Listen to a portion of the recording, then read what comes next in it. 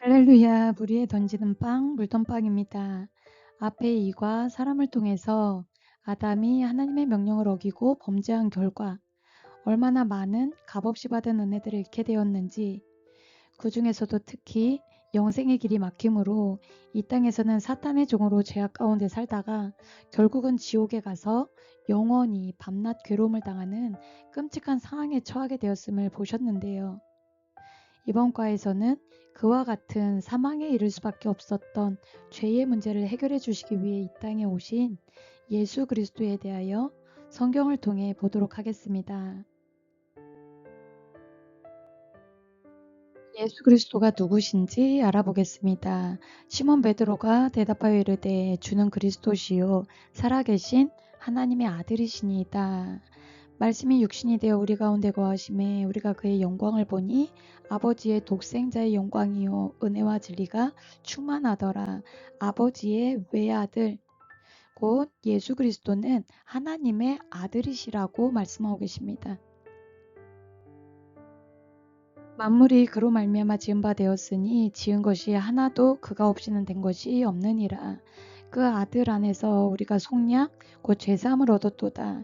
그는 보이지 아니하는 하나님의 형상이시요 모든 피조물보다 먼저 나신 이시니 만물이 그에게서 창조되되 하늘과 땅에서 보이는 것들과 보이지 않는 것들과 혹은 왕권들이나 주권들이나 통치자들이나 권세들이나 만물이 다 그로 말미암고 그를 위하여 창조되었고 이 모든 날 마지막에는 아들을 통하여 우리에게 말씀하셨으니 이 아들을 만유의 상속자로 세우시고 또 그로 말미암아 모든 세계를 지으셨느니라.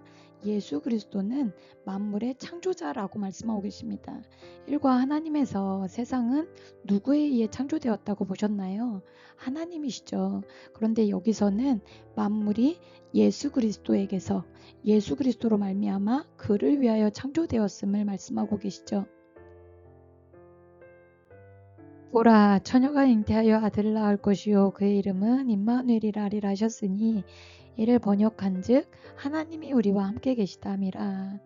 이는 한 아기가 우리에게 낳고 한 아들을 우리에게 주신 바 되었는데 그의 어깨에는 정사를 메었고 그의 이름은 기묘자라 모사라 전능하신 하나님이라 영존하시는 아버지라 평강의 왕이라 할 것임이라. 나와 아버지는 하나이니라 하신데 예수님께서 하신 말씀입니다. 또 아는 것은 하나님의 아들이 이르러 우리에게 지각을 주사 우리로 참된 자를 알게 하신 것과 또한 우리가 참된 자 곧 그의 아들 예수 그리스도 안에 있는 것이니 그는 참 하나님이시요 영생이시라. 조상들도 그들의 것이요 육신으로 하면 그리스도가 그들에게서 나셨으니 그는 만물 위에 계셔서 세세의 찬양을 받으실 하나님이시라. 아멘. 예수 그리스도는 곧 하나님이시라고 말씀하고 계십니다. 그게 무슨 말일까요? 예수 그리스도가 곧 하나님이라고 말씀하고 계십니다. 빌립보서에 너희 안에 이 마음을 품으라 곧 그리스도 예수의 마음이니 그는 근본 하나님의 본체시나 하나님과 동등됨을 취할 것으로 여기지 아니하시고 오히려 자기를 비워 종의 형체를 가지사 사람들과 같이 되셨고 사람의 모양으로 나타나사 자기를 낮추시고 죽기까지 복종하셨으니 곧 십자가에 죽으심이라. 예수 그리스도는 실제 하나님의 본체 곧 하나님이시나 사람의 형체 및 모양으로 오셨음을 말씀하고 계십니다. 본래 하나님을 본 사람이 없으되 아버지 품속에 있는 독생하신 하나님이 나타내셨느니라. 이는 한 아기가 우리에게 낳고 한 아들을 우리에게 주신 바 되었는데 그의 어깨에는 정사를 메었고 그의 이름은 기묘자라 모사라 전능하신 하나님이라 영존하시는 아버지라 평강의 왕이라 할 것임이라. 볼 수 없는 영이신 하나님이 사람으로 오셨고 그분이 곧 예수 그리스도라는 거지요. 그래서 예수 그리스도는 사람의 모양으로 오신 하나님이라는 것을 말씀하고 계십니다. 골로새서 1장에 보시면 그는 보이지 아니하는 하나님의 형상이시요 모든 피조물보다 먼저 나신 이시니 라고 말씀하고 계시고 히브리서에는 이는 하나님의 영광의 광채시요 그 본체의 형상이시라 라고 말씀하고 계십니다. 곧 예수 그리스도를 하나님의 본체이자 그의 형상이라고 이야기하고 있죠. 하나님의 아들이신 예수 그리스도께서 또는 하나님께서 사람으로 이 땅에 오신 이유를 알아보겠습니다. 요한복음 하나님이 세상을 이처럼 사랑하사 독생자를 주셨으니 이는 그를 믿는 자마다 멸망하지 않고 영생을 얻게 하려 하심이라. 하나님의 그 아들을 세상에 보내신 것은 세상을 심판하려 하심이 아니요 그로 말미암아 세상이 구원을 받게 하려 하심이라.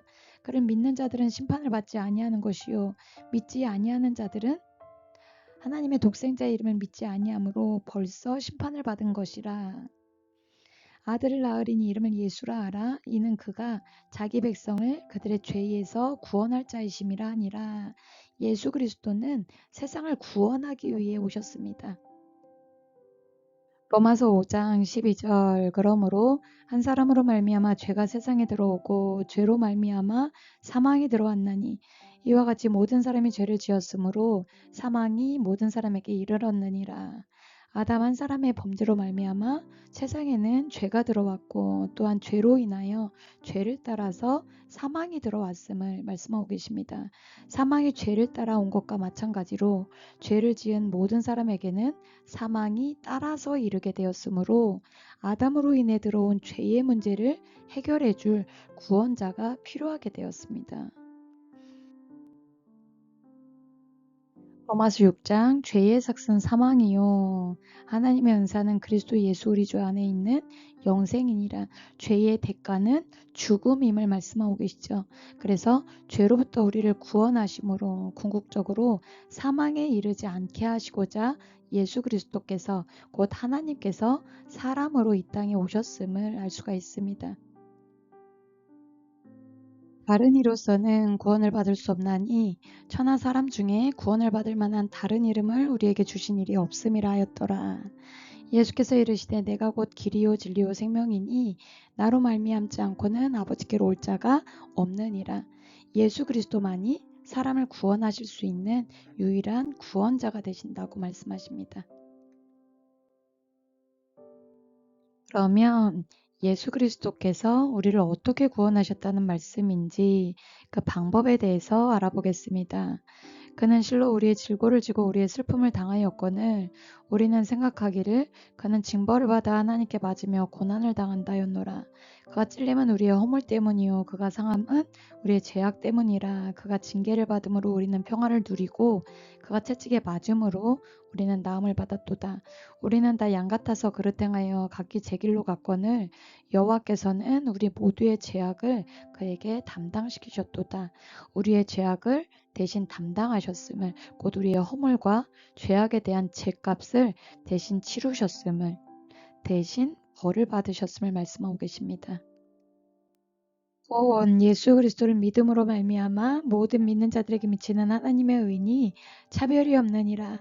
모든 사람이 죄를 범하였음에 하나님의 영광에 이르지 못하더니 그리스도 예수 안에 있는 속량으로 말미암아 하나님의 은혜로 값없이 의롭다 하심을 얻은 자 되었느니라.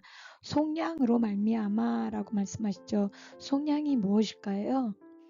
속량이란 몸값을 지불함으로써 노비의 신분을 풀어주어 양민이 되게 하는 것을 속량이라고 이야기를 합니다. 곧 종에서 벗어나게 하는 것을 의미하고 예수 그리스도께서 우리의 죄값을 대신 치러주심으로 우리가 의롭게 되었음을 말씀하고 계시는 거죠. 우리는 그리스도 안에서 그의 은혜의 풍성함을 따라 그의 피로 말미암아 속량 곧 죄사함을 받았느니라. 우리를 속량하시기 위해 무엇으로 값을 치르셨다라는 거예요? 그의 피로써 값을 치르심으로 우리 죄를 대속하셨음을 알 수가 있습니다. 우리가 원수 되었을 때에 그의 아들의 죽으심으로 말미암아 하나님과 화목하게 되었은즉 화목하게 된 자로서는 더욱 그의 살아나심으로 말미암아 구원을 받을 것이니라. 이 예수를 하나님이 그의 피로써 믿음으로 말미암는 화목제물로 세우셨으니 이는 하나님께서 길이 참으시는 중에 전에 지은 죄를 간과하심으로 자기의 의로우심을 나타내려 하심이니 곧 이때에 자기의 의로우심을 나타내사 자기도 의로우시며 또한 예수 믿는 자를 의롭다 하려 하심이라. 그래서 십자가에서 피 흘려 죽으심으로 화목제물이 되어주셨습니다. 죄로 인해 원수되었던 하나님과 우리 사이에 그의 죽으심 곧 피로 우리 죄를 대속하심으로 우리를 의롭게 하셔서 다시금 하나님과 화목하게 해주셨고 그로 인하여 화목제물이라 일컫고 있음을 알 수가 있습니다.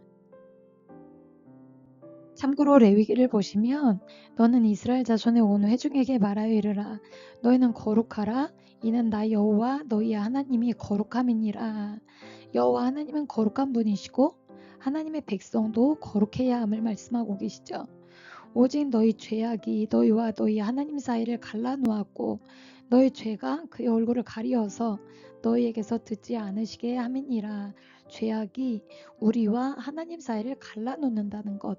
곧 나에게 죄가 있으면 그 죄로 인해 하나님과의 사이가 멀어지게 된다는 것을 알 수 있습니다. 그렇기 때문에 죄 문제가 해결되어야만 다시금 하나님과 가까워지고 화목할 수 있다라는 것이고 예수님께서 그의 피로써 죄값을 치르셔서 우리를 의롭게 해주심으로 그것이 가능하게 되었다라는 것을 알 수가 있죠. 예수님은 곧 하나님이시기도 하고 하나님의 독생자라고 하는데요. 그런 분이 티끌과도 같은 피조물인 사람을 위해 죽으심으로 죄값을 대신 치르셨다라는 이 말씀들이 믿어지시나요? 사실 이것은 있을 수 없는 일이죠. 하나님이 어떤 분이신지 또 사람이 어떤 존재인지를 정확히 보셨다면 말도 안 돼라는 반응이 나오는 것이 맞을 것입니다. 왜 하나님께서 이러한 말도 안 되는 일을 하셨는지 또한 그것이 우리와 어떠한 연관이 있는지 잠시 쉬시고 보도록 하겠습니다.